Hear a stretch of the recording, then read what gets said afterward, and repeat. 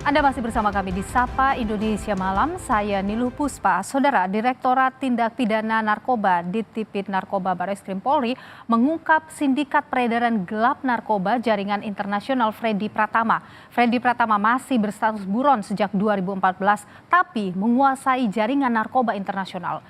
Bandar narkoba kelas kakap Freddy Pratama masih buron, terakhir terpantau berada di Thailand, dan Polri melakukan kerjasama dengan kepolisian dan imigrasi Thailand.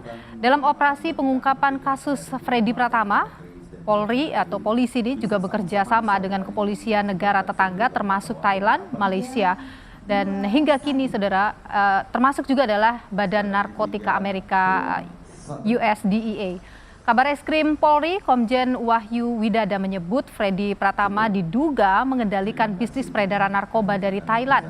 Polisi mengklaim pengungkapan kasus Freddy Pratama kali ini merupakan pengungkapan sindikat kasus narkoba terbesar se-Indonesia.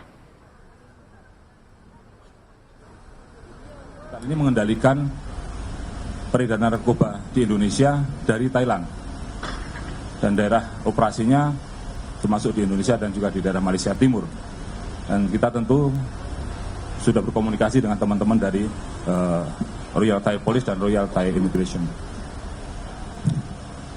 Dalam mengoperasikan sindikat narkoba ini, yang saya sampaikan tadi inilah sebuah organisasi sindikat yang rapi, terstruktur, yang dilakukan adalah berdasarkan pada adanya kesamaan modus operandi. Jadi ketika kita mengungkap kasus-kasus narkoba, kemudian dievaluasi oleh teman-teman di Bareskrim, ada kesamaan modus operandi